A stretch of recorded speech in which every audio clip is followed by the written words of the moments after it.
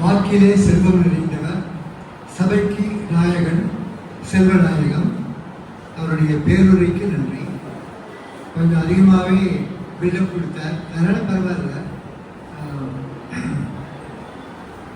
குழந்தைகளே, இங்கே வந்திருக்கும் தாய்மார்களே, பெரியவர்களே, இந்த கல்லூரியின் முதல்வர் சுவாமிநாதன் அவர்களே, மெட்டவுன் ரோட்டரி சங்கத்திலே இந்த நிகழ்ச்சியை நல்ல முறையிலே நடத்துவதற்காக மிகுந்த ஆவலுடன் இங்கு கூடியிருக்கும் நண்பர்கள் அனைவருக்கும் எனது சிறப்பு தாழ்ந்த வணக்கங்கள். என்னுடைய உரையை ஆற்றும் ஒரு நிமிட பிரார்த்தனை. அடியேன் கற்பகம்பால் மீது எழுதிய ஒரு பாடல் வரிகளை மட்டும் பகிர்ந்து கொள்கிறேன். எனக்கு எஸ்பிபி மாதிரி பாட முடியாது, அவர் தான் இந்த பாட்டு அவர் தான் பாடியிருக்க. ஒருமையில் உன்னை அழைத்தேன், சிறுமையில் சிறுமறுத்தாய், அருமையாய் அற்புதமாய் பெருமையும் கூடிவரும் பெண்மையில் உன்னை தொழுதேன், திருமையிலே திருவருளை தினம் தினம் நான் தொழுதேன், அழுதாக மனம்தாய் என்று அழுதே வேண்டினேன், சிற்றின்பம் நாடாது பேரின்பம் உணர்ந்தால் பெற்றுவிட்ட பெருவாழ்வு நீ கற்றுத்தந்த பாடம் என்று பற்றுதனை விட்டுவிட்டேன், பரம்பொருள் உடையன்றி சுற்றி வந்தால் சுகம் கொடுக்க கற்பகமே உடையன்றி மற்றொரு தெய்வம் உண்டோ, மாற்றொரு சக்தி உண்டோ, மற்றதுணை நீ இருந்தால் மற்றதுணை எனக்கு பராசக்தி பரம்பொருளே.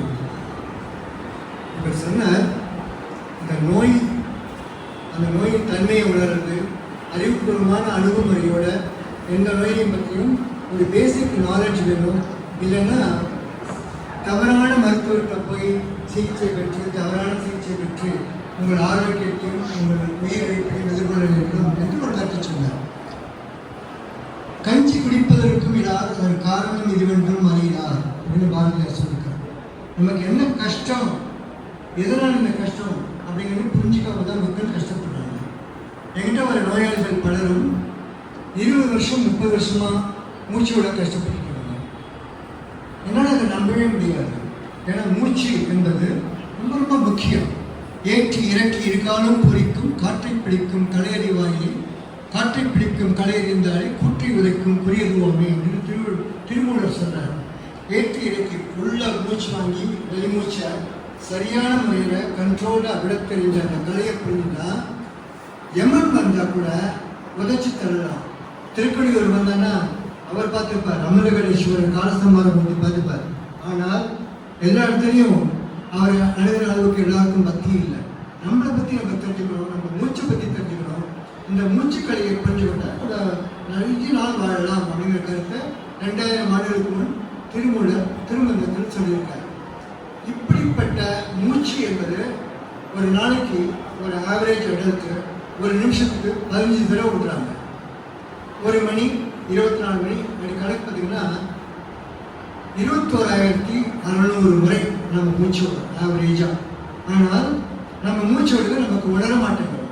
அது இன்வாலண்ட்ரியாக நடந்துட்டுருக்கு இல்லையா? நம்ம மூச்சு விடும்போது ஓகே இன்னைக்கு முதல் மூச்சு, 2 மூச்சு, 3ஆம் மூச்சுன்னு கணக்கு பண்ணுறது அது இயல்பாக போயிட்டுருக்கு. ஆனால் ஆஸ்மா போன்ற சுவாச கோளாறு உள்ள நோயாளிகளுக்கு ஒவ்வொரு மூச்சுமே அவங்களுடைய கடைசி மூச்சு மாதிரி அவ்வளோ கஷ்டப்பட்டு தான் அமையிறாங்க. ஒவ்வொரு மூச்சையும் அவங்க உணர்றாங்க. ஏன்னா காற்று வெளியில் வர்றதுக்கு அவ்வளோ கஷ்டப்படுறாங்க. இந்த உண்மையை உணர்ந்து மூச்சு விடுறதுக்கு ப்ராப்ளம் இல்லைன்னா டாக்டர் போய் பார்க்குற ஒரு மனோபாவம் எல்லாருக்கும் வரணும். 10 வருஷம் 20 வருஷம் 30 வருஷம்லாம் கஷ்டப்பட்டுட்டு கண்ட வைத்தியத்தையும் பார்த்துட்டு அவங்க சொன்னாங்க அங்கே போனோம், ஹைதராபாத் போனால் மீன் கொடுக்குறாங்க அப்படின்னா மீனுடைய ஆத்மா சாந்தி அடையும்.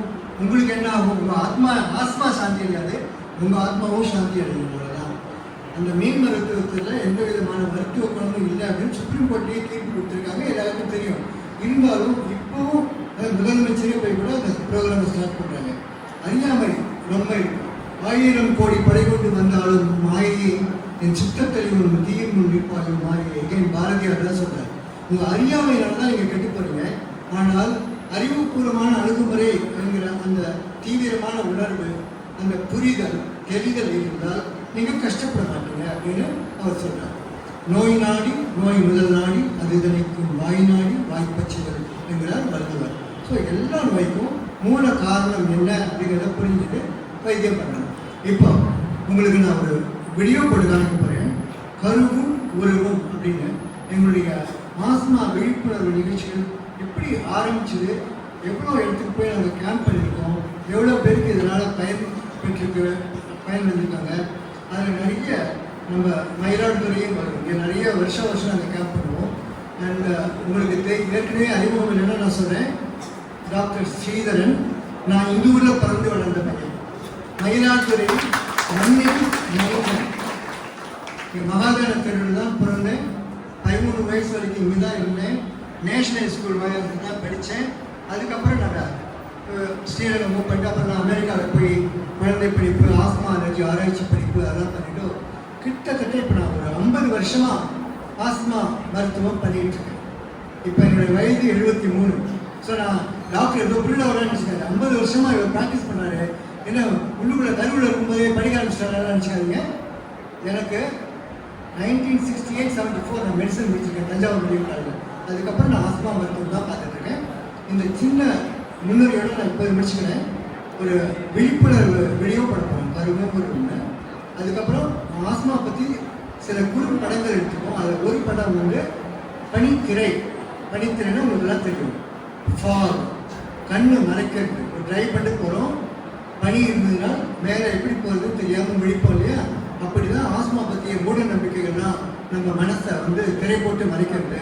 அது அந்த கான்செப்டை சொல்கிறதுக்காக எடுக்கப்பட்ட ஒரு குறுப்படம். முழு படமும் காமிக்க போகிறதில்ல, அதில் சில போர்ஷன்ஸ் வந்து காமிப்போம். அதுக்கப்புறம் ஆஸ்மாவை பற்றி சில முக்கியமான கருத்துக்கள். இங்கே நிறைய கேர்ள்ஸ் இருக்காங்க, மோர் தென் பாய்ஸ். இங்கே நிறைய கேர்ள்ஸ் இருக்காங்க. அது ஒரு சக்தி பீடம் மாதிரி இருக்கு பார்க்கறதுக்கு. இங்கே ஆஸ்மாங்கிற ஒரு நோய் பெண்களுக்கு எப்படி தனித்துவமான தாக்கம் கொடுக்கும், அந்த பாதிப்பு ஆண்களோட பெண்களுக்கு ஏன் அதிகமாக இருக்குது அப்படிங்கிற உண்மையும் அதுக்கான காரணத்தையும் அதுலேருந்து எப்படி வெளிவருதுங்கிற உண்மையும் சொல்லிட்டோம். அப்புறம் லங் ஃபங்க்ஷன் பண்ணுவோம். கம்ப்யூட்டர் வச்சு லங் ஃபங்க்ஷன்ஸ் பண்ணி உங்களுக்கு ஆஸ்மா இருக்கா அப்படின்னு தெரிஞ்சுக்கணும். நாங்கள் பொதுவாக நிறைய ஸ்கூல்ஸில் போய் இதெல்லாம் பண்ணியிருக்கோம், நிறைய காலேஜில் பண்ணியிருக்கோம். என்னுடைய அனுபவம் என்னென்னா, நிறைய பேருக்கு தனக்கு ஆஸ்மா இருக்குங்கிறது தெரிய மாட்டேங்குது. ஏன்னா நோய் முத்தி போனதுக்கப்புறம் தான் நிறைய பேருக்கு நோய் இருக்குன்னு தெரியுது. இவர் சொன்னார், டயபெட்டிஸ் இருக்குன்னு தெரியாமே ஹார்ட் அஃபெக்ட் ஆகி ஒன்றுமே பண்ண முடியாத ஸ்டேஜில் தான் அவருக்கு டயபெட்டிஸ் இருக்குன்னு தெரியாது. அதே மாதிரி தான் ஆஸ்மாவும் நிறைய பேருக்கு. ஆனால் நாங்கள் ஸ்க்ரீனிங் பண்ணும்போது உங்கள் லங் ஃபங்க்ஷன் கம்மியாக இருக்கா, அது பஃப் கொடுத்ததுக்கப்புறம் அதிகமாகடா அப்படிங்கிறதெல்லாம் டெஸ்ட் பண்ணிவிட்டு உங்களுக்கு ஆஸ்மா வரக்கூடிய சாத்தியக்கூறு இருக்குது. உங்களுக்கு ஏற்கனவே ஆஸ்மா இருக்குங்கிற உண்மையை அந்த ஸ்டூடெண்ட்ஸுக்கு சொல்லணும். இதேமாதிரி நான் மெட்ராஸில் ஒரு 2000 ஸ்டூடெண்ட்ஸுக்கு ஸ்க்ரீன் பண்ணும்போது பல ஸ்கூல்லையும் நான் என்னுடைய முடிவு என்னென்னா, 100 ஸ்டூடெண்ட்ஸில் 18 பேருக்கு ஆஸ்மாவே இருந்தது, 30 பேருக்கு ஆஸ்மா வரக்கூடிய சாத்தியக்கூறு இருக்குது, 30 பேருக்கு அலர்ஜி இருக்குது. 30%, 100 பேரில் 30 பேர், 100 பேரில் 18 பேர். இது ரொம்ப ஹை இன்சிடென்ஸ். ஆனால் ஒவ்வொரு பேஷண்ட் என்ன நினச்சிக்கிறாங்க, யாருக்குமே இல்லாத ஏதோ ஒரு நோய் தனக்கு வந்து கஷ்டப்படுத்துகிறோம், ஏன் நான் மட்டும் இப்படி கஷ்டப்படுறேன். இல்லை இல்லை, நிறைய பேர் கஷ்டப்படுறாங்க. அவ்வளோ காமன் ப்ராப்ளம். இந்த ப்ராப்ளம் பற்றி நீங்கள் எல்லாரும் நல்ல முறையில் புரிஞ்சுட்டு தைரியமாக இதை அணுகணும். நோய் வந்து சோர்ந்து போகக்கூடாது. இந்த நோயிலிருந்து விடுபட்டு ஆக்கப்பூர்வமான அழகான ஒரு முழுமையான வாழ்க்கை நீங்கள் எல்லாரும் வாழணும் அப்படிங்கிற ஒரு நோக்கம் தான் எங்களுக்கு முந்தி தந்தது. பலவித இடத்துக்கும் போய் பலவிதமான கேம்ப் பண்ணி பல கஷ்டங்கள் இருக்கும், பல ஏமாற்றங்கள் இருக்கும், நம்ம எதிர்பார்ப்பு பூர்த்தி அடையாத நிலை கூட இருக்கலாம். அதையெல்லாம் கடந்து இந்த நிகழ்ச்சியை ரொம்ப பிரமாதமாக பண்ணி உங்களுக்கு எல்லாமும் திருப்தி கொடுத்து இவர் சொன்ன மாதிரி நீங்கள் வருத்தமாக போகக்கூடாது, சந்தோஷமாக போகணும். ஓ நல்ல கேம்புப்பா, நல்ல டாக்டர், நல்லா எங்களுக்கு அறிவுரை பண்ணாரு, முழுமையான ஆனந்தம், ஆரோக்கியம், ஆன்மீகத்தோடு போனோம். மகிழ்ச்சி மகிழ்ச்சி மகிழ்ச்சி. நன்றி.